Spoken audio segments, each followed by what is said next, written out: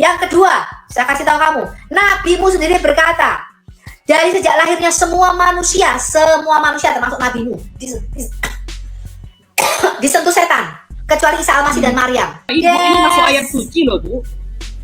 Loh, ini masuk sekarang saya tanya, perkataan iblismu di dalam Quran itu ayat yang suci bukan? Perkataan iblis di dalam Quran ada perkataan iblis, ada perkataan jin, itu ayat suci bukan? Karena di dalam kemanusiaan Yesus kita itu punya prototipe Adam yang baru.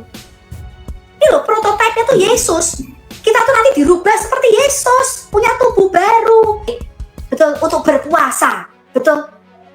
Tapi Tuhan, nah solusinya nggak gitu. Kamu baca Kejadian 3 ayat 21, itu namanya protokorbanot. Tuhan Allah membunuh binatang. Ibu dari awal selalu memberikan tanda garis bawah kepada kematian Adam ketika dia melakukan kesalahan dengan memakan dari buah keabadian. Terakhir gini, sudah sering. Bentar, aku jawab sebentar. Kenapa dia tuh harus jadi manusia? Untuk memperbaiki prototipe manusia yang rusak, dia jadi Adam yang baru. Maka dikatakan Yesus, nih loh, kamu kok ketawa? Kamu baca Roma 5 ayat 12-14. Itu poin yang saya catat gitu loh. Ini poin yang saya catat itu. Setelah ini saya tanggapi gitu loh. Kenapa dia harus jadi manusia? Bukan hanya sekedar, ini kan bukan hanya sekedar menebus dosa. Bukan, dia bukan sekedar menebus dosa. Dia itu harus menjadi Adam yang kedua untuk mengembalikan semua ciptaan yang jatuh, langit dan bumi. Ini ada di bawah kutuk dosa, ada kematian, ada kemiskinan, ada penderitaan, sakit, penyakit. Itu gara-gara ada kutuk. Langit dan bumi yang kamu tempati dan saya tempati sekarang, saya dilahirkan dan kamu dilahirkan, ini sudah kena kutuk dan penghakiman Tuhan. Itulah dosa asal. Maka ada kejahatan, orang suka menipu, suka berbohong, apalagi hujat, apalagi segala macam yang kamu lihat, ada kemiskinan, ada sakit penyakit, orang kena kanker, itu bukan rencana Allah buat dunia ini. Rencana Allah buat dunia ini Pak, tidak ada air mata, tidak ada kematian, tidak ada duka. Dia nggak pengen Adam kamu tak ciptain lalu kamu nanti tak kasih kanker sebagai ujian. Nggak begitu konsepnya.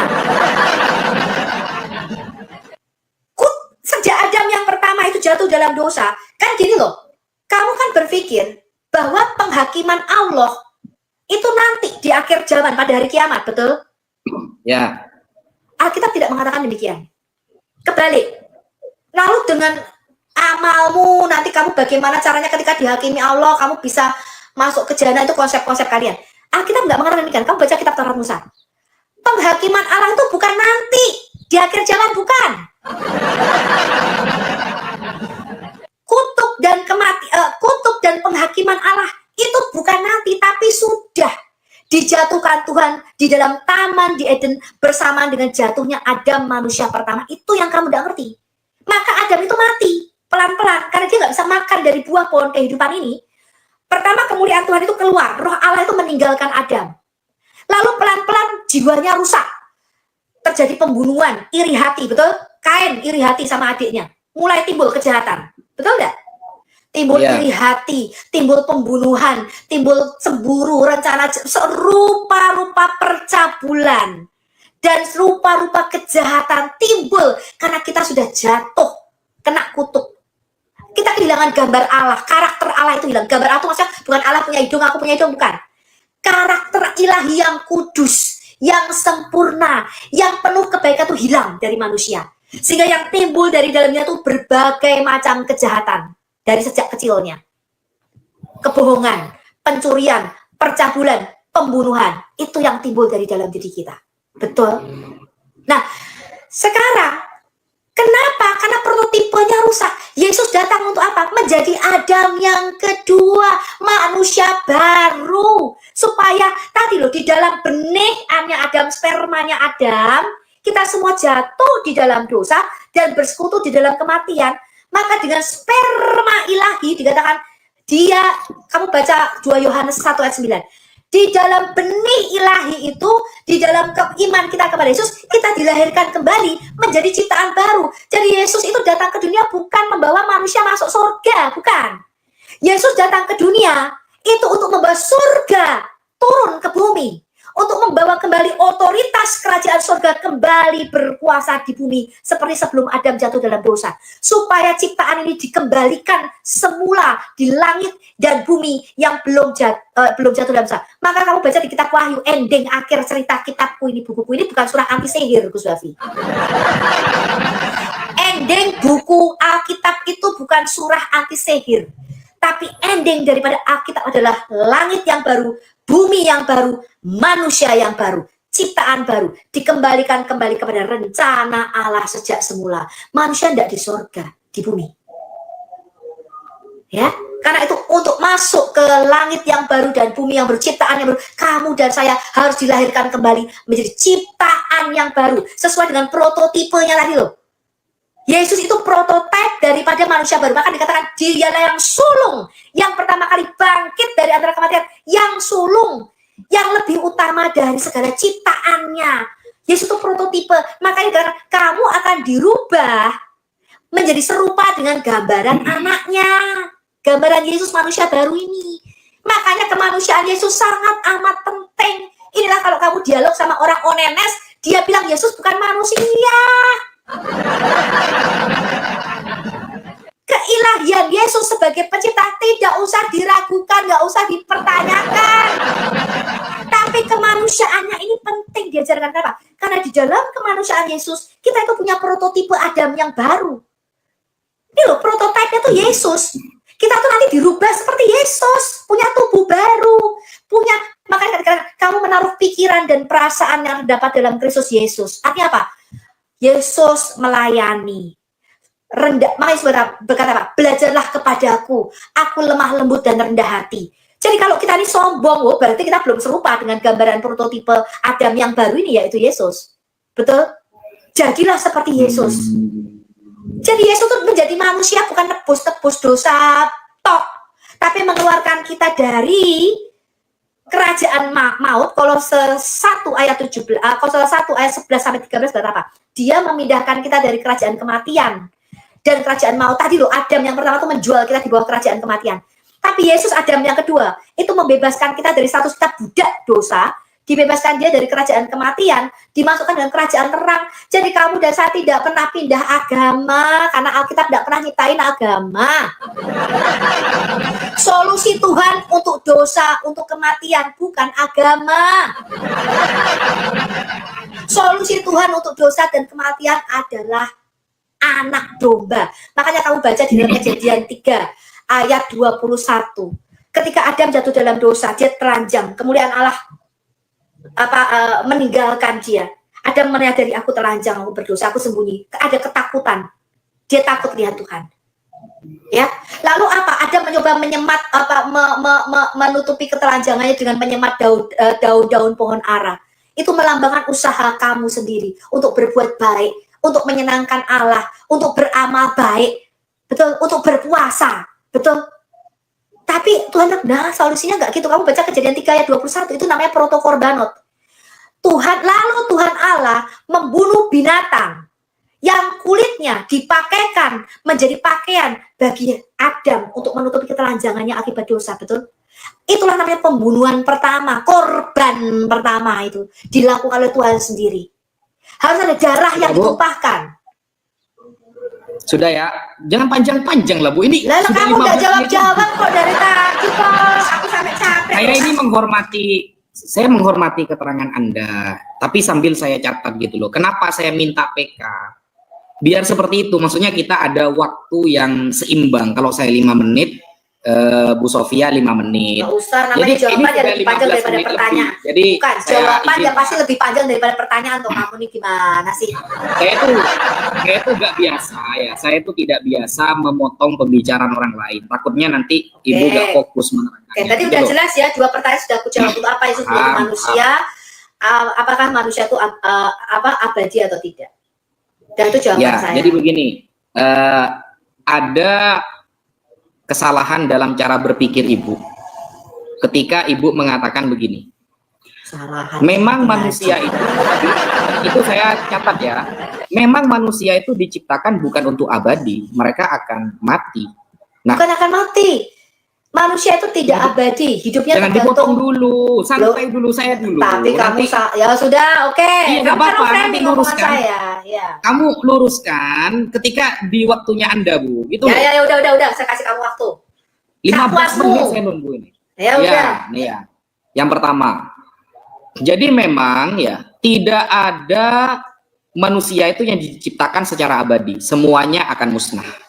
Nah, oke, itu sudah saya sepakat. Semuanya pasti musnah. Setiap makhluk yang diciptakan oleh Tuhan pasti musnah karena hanya Tuhan yang abadi. Tetapi logical fallacy-nya di sini. Ibu dari awal selalu memberikan tanda garis bawah kepada kematian Adam ketika dia melakukan kesalahan dengan memakan dari buah keabadian, sehingga dia diusir dari surga ke bumi. Nah, ini kan sudah bertentangan. Yang di awal sudah meyakini bahwa manusia diciptakan memang tidak abadi, semuanya akan musnah.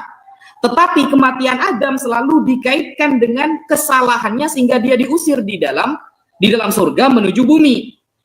Nah, padahal kalau kita pahami begini, kematian seorang manusia, baik Adam, baik Elia, baik Henok, dan lain sebagainya, kematiannya bukan karena dia makan buah, bukan karena dia diusir, bukan karena dia melakukan kesalahan, tapi Ulangan 32 nomor 29 dengan tegas mengatakan, lihatlah sekarang. Di dalam Ulangan 32 nomor 29, lihatlah sekarang bahwa akulah dia, tidak ada Allah kecuali akulah yang mematikan dan yang menghidupkan. Otoritas mematikan dan menghidupkan adalah otoritas Tuhan, bukan karena dia makan buah pengetahuan, bukan karena dia makan buah keabadian, bukan karena kesalahan apapun, tapi memang otoritas kematian dan menghidupkan adalah otoritas Tuhan, tidak bisa yang lain. Tidak bisa yang lain. Nah, sudah.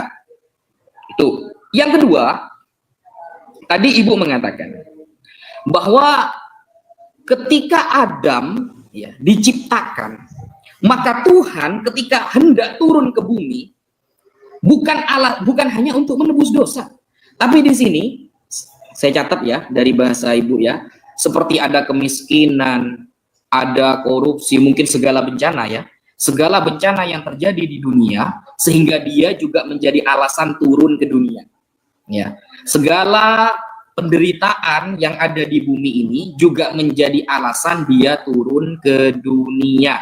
Tapi apa hasilnya? Apakah kemiskinan kemudian berkurang? Tidak. Tetap ada yang miskin banyak, yang kaya juga banyak.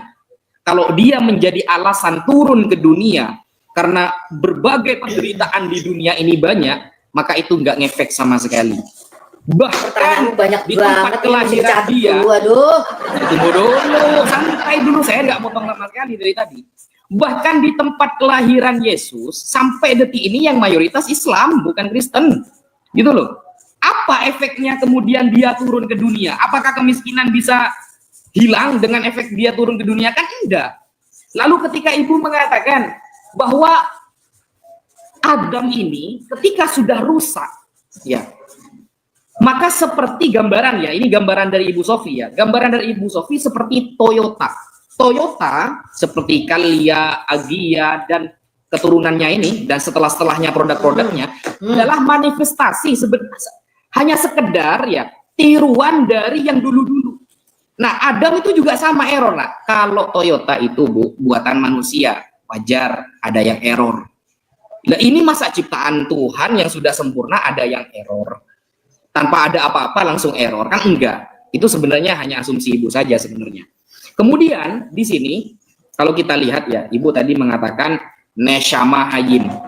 Neshama Hayim ketika Tuhan memberikan roh kepada Adam itu gak ada masalah. Itu gak ada masalah, gak ada kaitan dengan dosa waris, gitu loh. Yang masalah itu ketika ayat yang dari dulu muncul bahwa Tuhan Sang Maha mematikan dan menghidupkan, kemudian dikait-kaitkan turunnya Yesus dengan dosa asal.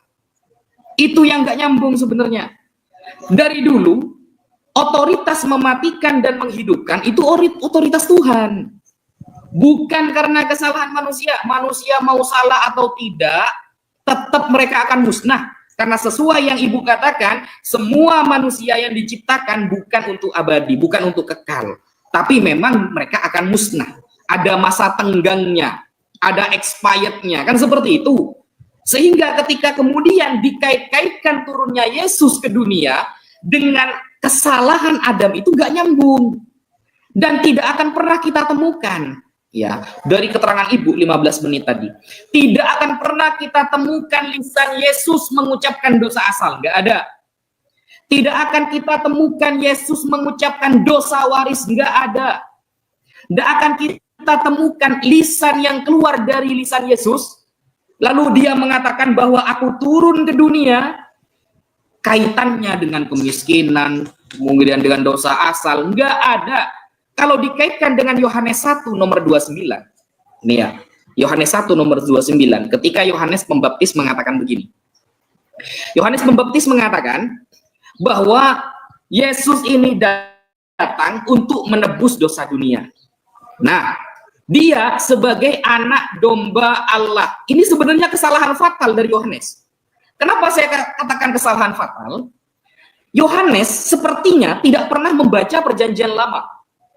Dan tidak ada data, nggak ada data, Yohanes Pembaptis ahli dalam perjanjian lama, nggak ada. Istilah Yesus sebagai anak domba Allah, kalau kita baca di perjanjian lama, itu nggak ada. Dalilnya nggak ada. Sebagai penebus dosa. Ada nggak dalil bahwa Yesus datang dengan istilah anak domba Allah untuk penebus dosa sesuai ucapan Yohanes Pembaptis? Nggak ada. Itu sudah saya baca, saya cari. Kalau dikaitkan dengan kasus Abraham, yang Ishak di sana digantikan sebagai domba, itu bukan penebusan dosa. Itu sebagai tanda kesetiaan Abraham kepada Tuhan. Kalau mau dikaitkan dengan imamat 4 sebagai penebusan dosa, domba di dalam imamat wajib wanita atau betina. Domba untuk menebus dosa itu betina, wajib betina, tidak boleh laki-laki. Sedangkan Yesus jantan, kan nggak nyambung. Nah, sehingga istilah anak domba Allah yang diucapkan oleh Yohanes ini salah kaprah sebenarnya. Dia bukan sebagai anak domba Allah, tapi dia adalah sebagai penyampai firman Allah. Saya setuju ketika dikatakan Yesus yang menyampaikan firman Allah sebagaimana para nabi terdahulu. Kenapa? Ketika di dalam Yesus ada Roh Kudus misalnya, apakah hanya Yesus yang punya Roh Kudus? Enggak. Ternyata di dalam Yohanes 3 nomor 34, setiap yang diutus oleh Allah, dia akan diberikan Roh Kudus untuk menyampaikan firman Allah. Semua, bukan hanya Yesus. Setiap orang yang diutus oleh Allah, dialah yang akan menyampaikan firman Allah, dan Allah akan mengutus rohnya dengan tidak terbatas. Maka semua utusan pasti punya efek yang namanya Roh Kudus untuk menyampaikan firman-Nya. Tidak hanya Yesus. Lalu kemudian dikaitkan dengan Yesus duduk di samping kanan Allah misalnya. Yesus duduk di samping kanan Allah itu menunjukkan mungkin sisi ketuhanannya. Maka saya katakan, Henok yang kehidupannya bergaul dengan Allah, bukan hanya di samping kanan Allah, tapi di dalam ayat Henok bergaul setiap hari, ngobrol dengan Allah, dia nggak sampai di Tuhan, kan sampai sekarang. Kalau keistimewaan itu diaju-ajukan, dieluk-elukan, istilah ada di samping kanan Allah, maka Henok jauh lebih hebat. Karena dalam ayat Bible, dia bergaul, bukan hanya di samping kanan. Apakah Henok kemudian Tuhan? Tidak, saudara, tidak. Sehingga istilah dosa asal itu sebenarnya adalah sebuah tafsiran yang kemudian dikaitkan dengan perjanjian lama, dan tafsiran itu sampai detik ini tidak pernah terkonfirmasi oleh lisan Yesus. Tidak pernah terkonfirmasi dan tervalidasi oleh lisan Yesus. Buktinya, Ibu Sofia, dari awal sampai akhir saya catat obrolan Anda. Setiap Anda mengucapkan sebuah ayat, saya catat. Saya lihat ayatnya. Tidak ada Yesus mengucapkan dosa asal, nggak ada. Dia hanya datang kemudian untuk menebus dosa. Dosa apa? Ini yang menjadi ranah tafsir di kalangan Kristen. Oh, maksudnya untuk menebus dosa asal di zaman Adam. Dikaitkan kemudian dengan kesalahan Adam. Itulah ranah tafsir Anda. Tapi kalau kita lihat di secara sola scriptura, secara teks yang tertulis, Yesus tidak pernah mengucapkan dosa asal. Yesus tidak pernah mengaitkan penebusan dosanya dengan kesalahan Adam yang dulu. Nggak pernah. Apakah ada ayat kemudian Yesus mengatakan bahwa dosa yang saya tebus adalah dosa atas kesalahan Adam sejak dulu? Kenapa kok Yesus itu tidak pernah mengucapkan seperti itu? Karena ini efeknya bahaya, Bu. Kalau sampai Yesus itu menebus dosa asal, yang berefek semua orang yang lahir itu ada tanggungan dosa asal maksudnya ya, bukan dosa korupsi ya. Semua orang yang lahir ada efek dosanya, terkena efek imbas dari Adam. Maka bagaimana anak yang baru lahir dari rahim seorang wanita muslimah, dia langsung mati sebelum pikirannya balik, akil sebelum dia bisa berpikir? Apakah kemudian dia langsung masuk neraka? Karena dia punya efek dosa tersebut. Dia lahir dari rahim seorang muslimah, kemudian anak ini mati, dapat 2 hari atau 1 tahun dia mati. Sedangkan kita lihat di dalam Kristen tidak ada istilah mukallaf. Kalau dalam Islam ada istilah mukallaf. Jadi dosa akan tercatat ketika seorang itu sudah mukallaf. Mukallaf adalah orang yang sudah balik dan sudah umurnya sudah 15 tahun ke atas. Batasannya ada. Di dalam Bible ada nggak batasan orang itu sudah tertulis sebagai melakukan dosa atau enggak? Ada nggak batasannya? Nggak ada. Apakah anak ini di umur 7 tahun ketika melakukan kesalahan sudah tercatat dosa? Nggak ada batasannya. Beda dengan Islam. Kalau Islam ada istilah mukallaf. Kalau umur berarti 15 tahun. Atau pernah mimpi basah. Atau wanita pernah keluar darah haid istilahnya. Nah, di Bible nggak ada batasan seperti itu. Sehingga mengakibatkan anak yang baru lahir, dia terbawa oleh efek dosa waris, dia meninggal ternyata dia masih terkena efek dosa waris tersebut. Maka konsekuensinya dia akan mati dalam keadaan berdosa. Kan seperti itu. Dan setelah saya pikir-pikir, saya renungi, Bu.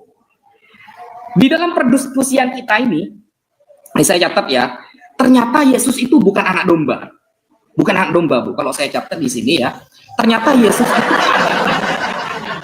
Yesus adalah kambing hitam, Bu, bukan domba.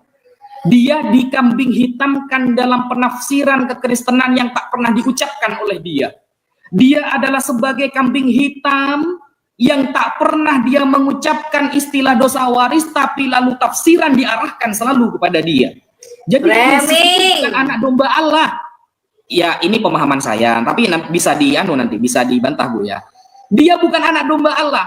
Anak domba Allah kan istilah keren kan gitu kan ya. Anak domba Allah. Pemahaman saya selama ini dia sebagai kambing hitam, Bu. Karena kalau Ibu bisa menunjukkan pada malam ini ya, Yesus mengucapkan istilah dosa waris, istilah dosa asal, dan dia datang untuk menebus dosa Adam itu.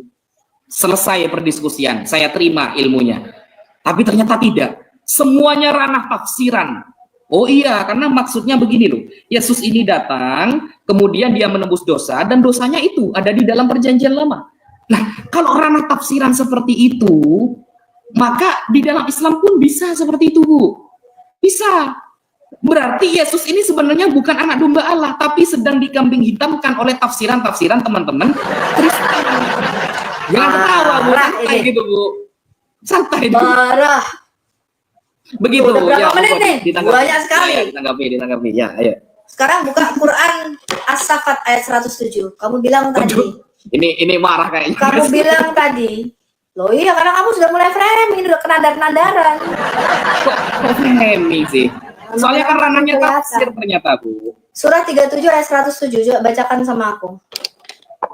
Kamu bilang ketika Tuhan memberikan anak domba mengganti Ishak, ya, ketika akan dibunuh oleh Abraham, itu bukan penebusan. Coba kamu baca surah As-Saffat ayat 107. Memang bukan, saya nggak bilang itu penebusan. Ya, kamu baca. Apakah kata Allah dengan katamu sama? Nanti saya surah berapa? Surah 37 ayat 107. Ayat 107. Bukan penebusan itu memang. Ya, makanya kita lihat yang benar katanya Gus Wafi apa kata si Allah nih?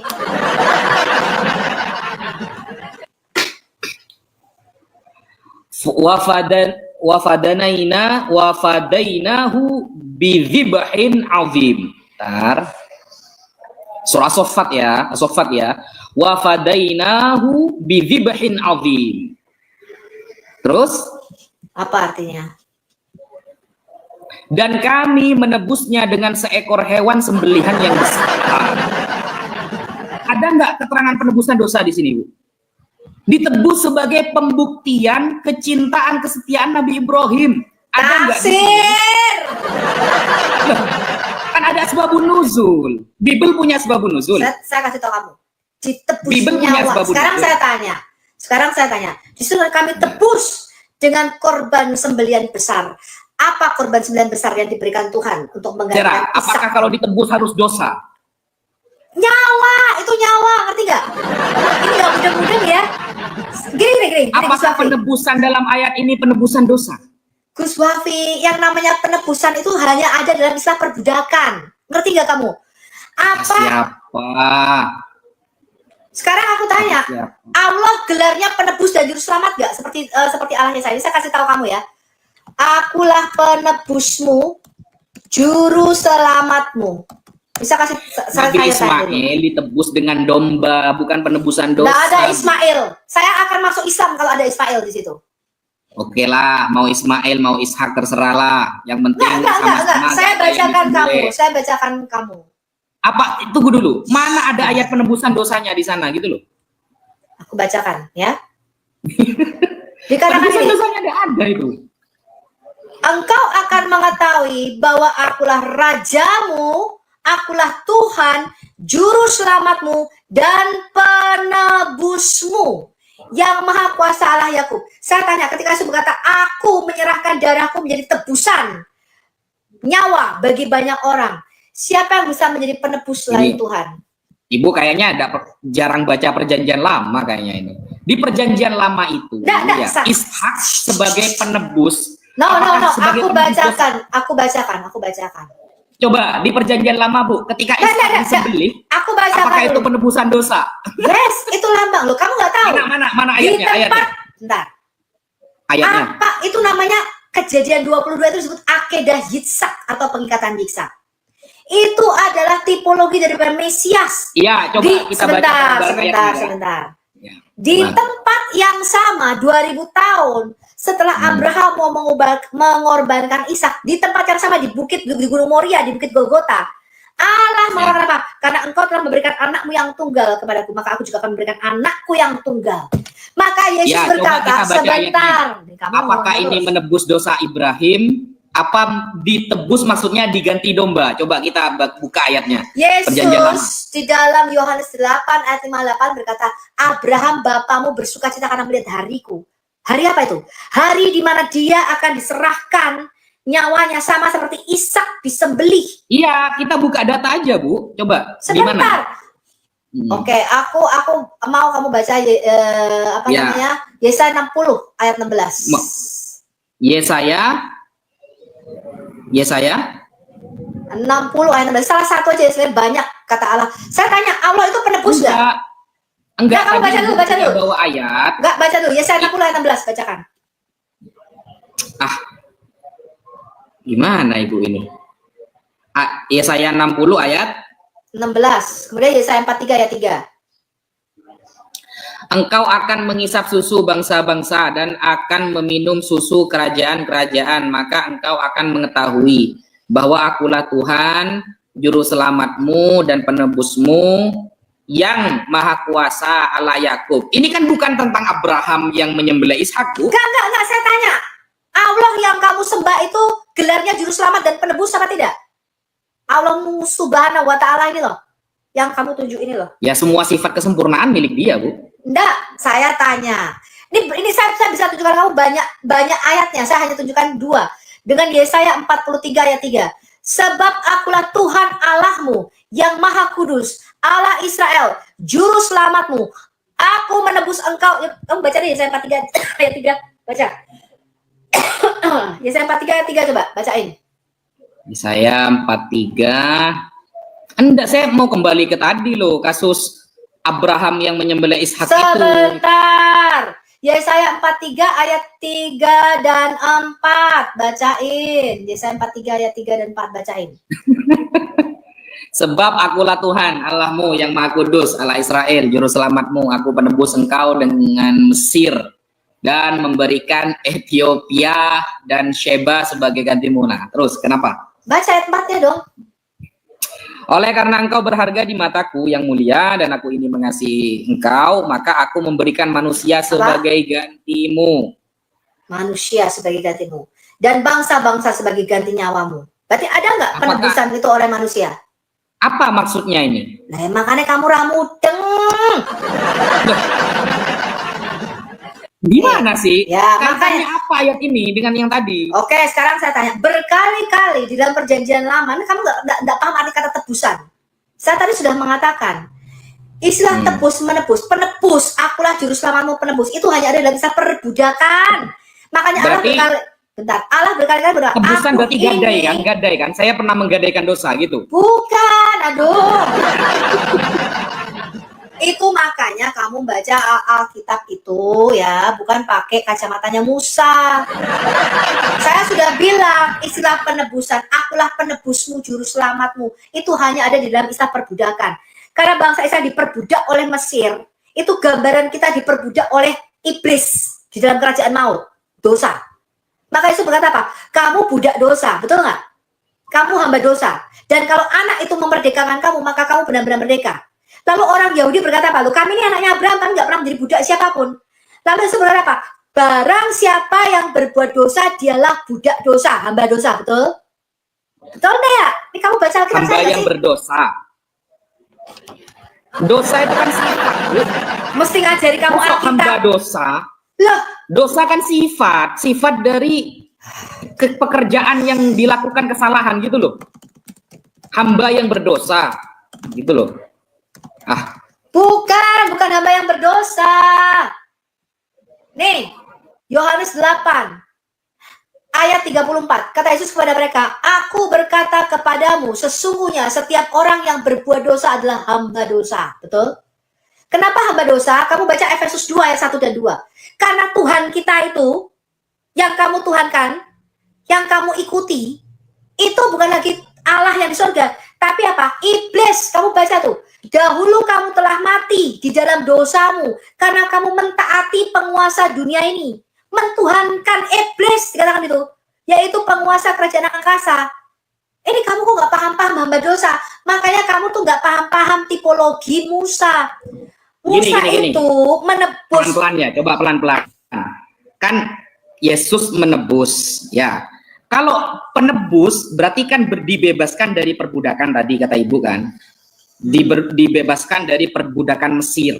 Nah, itu yang tipologi yang Ibu pakai kan itu kan, majesnya kan pakai itu. Ya. Nah, berarti yang dibebaskan kan statusnya. Dari ya, orang betul, yang tadi aku udah ngomong.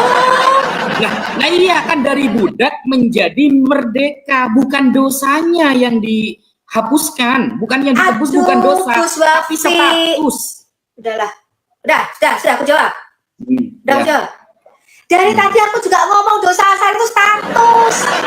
Masya Allah, minta ampun. Dari tadi aku sudah kalau cuma status, ya lanjut Bu.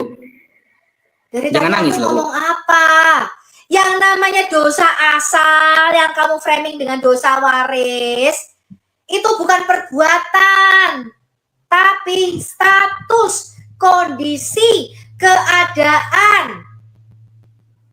Ngerti? Setelah manusia dilahirkan bayi, itu statusnya manusia berdosa, perbuatannya belum dilakukan. Bayi itu belum berbohong, belum mencuri, belum berzina, belum.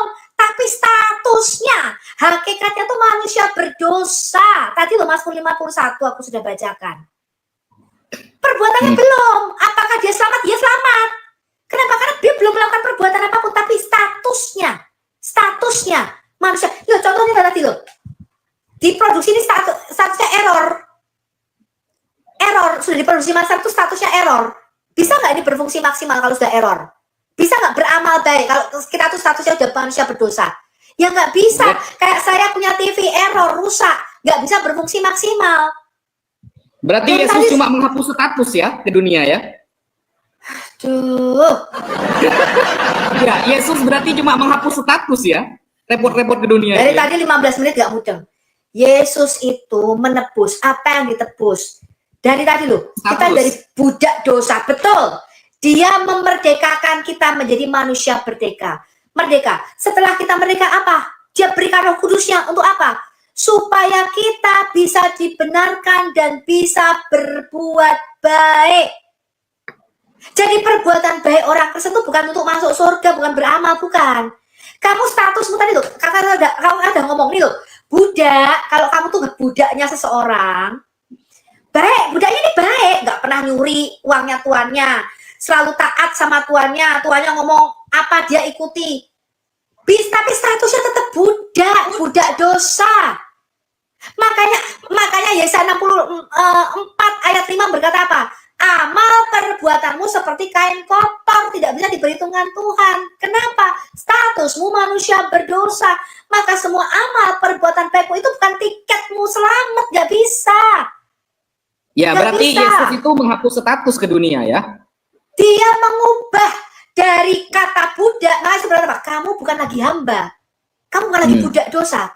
Kamu adalah saudaraku. Karena budak, kamu nggak tahu apa yang Tuhan mau lakukan. Tapi kamu saudaraku. Yesus itu menjadi yang sulung. Manusia Adam yang sulung.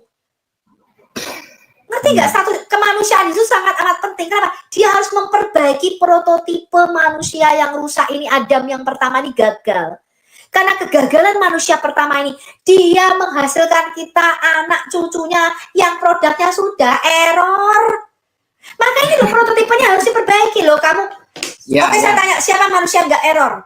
Alkitab saya mengatakan semua manusia telah berbuat dosa. Satu kita manusia dan telah kehilangan kemuliaan Allah, betul? Ada nggak manusia yang mengatakan aku tidak punya dosa kecuali Yesus? Satu-satunya yang nggak punya dosa tuh Yesus. Makanya di dalam Quranmu dikatakan dia anak yang suci. Maryam ayat 19. Kenapa manusia satu-satunya Adam yang kudus, suci, katanya nggak pernah disentuh setan? Itu cuma kemanusiaan sang firman ini. Kenapa dia kudus? Kenapa suci? Kenapa tubuhnya kudus, darahnya suci? Nah kalau kamu darahmu dari saya, PMI aja kamu belum tentu laku.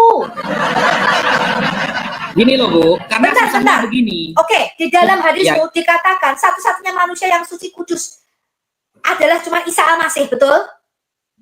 Enggak, mana ada itu. Mana ada. Mana Muhammad itu kudus, suci, mana? Muhammad itu manusia yang suci, mana? Semua nabi itu maksum, terjaga dari dosa. Enggak ada. Semua nabi maksum. Apa dosa Yohanes? Sebutkan. Satu aja, dosa Yohanes apa? Coba sebutkan satu aja, dosa Yohanes dalam Bible apa? Tidak semua dosa itu sebut kamu. Sekarang saya tanya, dosa yang dalam pikiran saya tanya. Kan Yohanes kan? Yohanes siapa? Yohanes Pembaptis apa Yohanes Rasul? Yohanes Pembaptis atau Yohanes Rasul? Kedua-duanya ada. Yohanes Rasul jelas dikatakan dia orangnya keras. Bahkan ketika dia sombong. Kenapa? Ketika dikatakan siapa nanti yang bakal duduk sebelah kanan kirinya Yesus ketika Yesus datang sebagai Raja Mesias. Dia minta duduk sebelah kanan. Ketika ada orang berkata, Tuhan, boleh nggak aku menurunkan api dari langit? Maka dia disebut anak-anak Boanerges. Betul? Ya, coba ayatnya. Gini loh, belum tentu. Gini loh, perbuatannya belum. Saya juga nggak pernah membunuh, Gus Wafi. Coba, saya nggak pernah urusan kepolisian. Saya tanya sama kamu, saya termasuk orang baik nggak? Nggak pernah selingkuh, nggak pernah Sofiato digrebek sama satpam. Soalnya ada ayat begini Bu.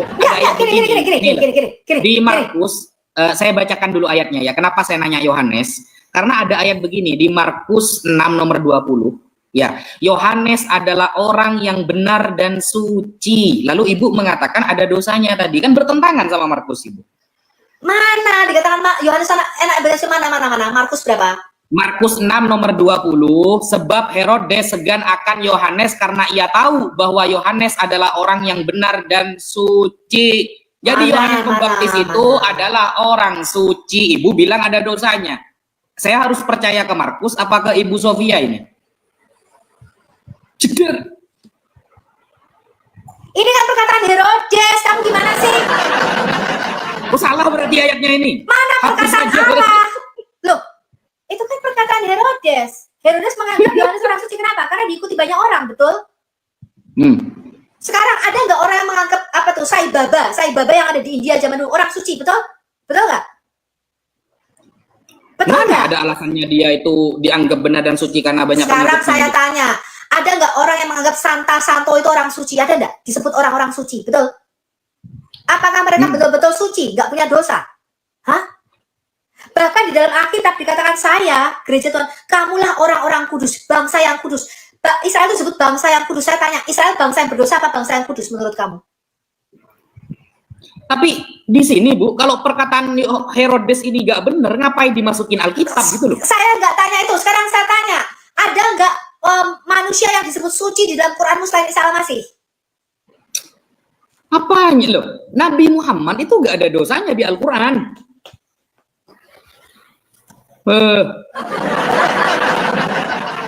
Muhammad gak ada dosanya? Hah? Menginginkan istri orang, apakah itu dosa apa tidak? Gimana? Menginginkan istri orang? Al-Azab ayat 36 dan 37. Jangan ke sana dulu.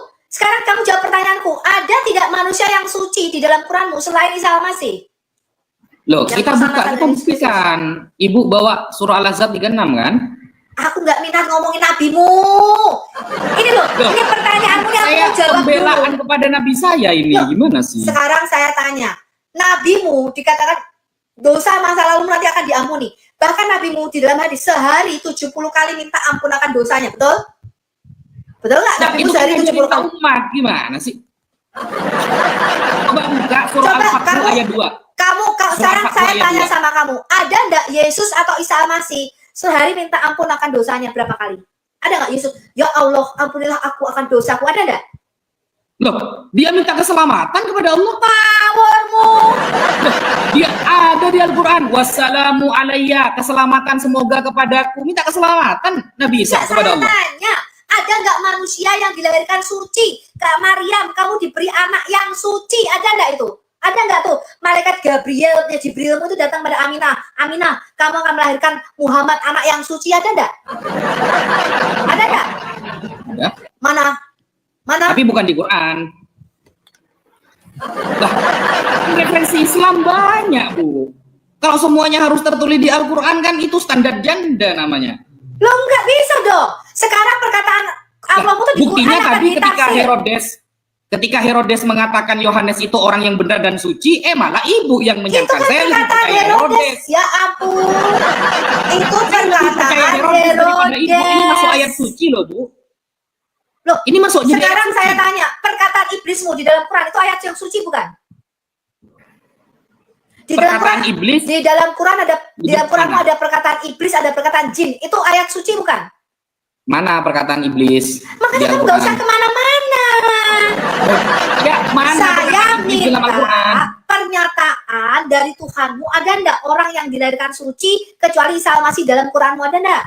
Jawabannya nggak ada, betul nggak? Bahkan di dalam hadismu sendiri nabimu berkata, ini standarnya pakai standar Kristen apa sekarang standar saya Islam? Tanya, nabimu berkata semua manusia ketika lahir disentuh setan kecuali Maryam dan Isa Al-Masih, betul apa enggak?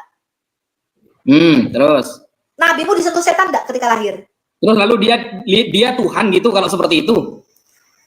Aku enggak ngomong begitu. Sekarang saya tanya, nabimu ketika itu namanya keistimewaan Bu. Namanya nabi punya keistimewaan masing-masing. Saya tidak tanya aja. Itu, saya tanya nabimu Muhammad ketika lahir disentuh setan apa tidak?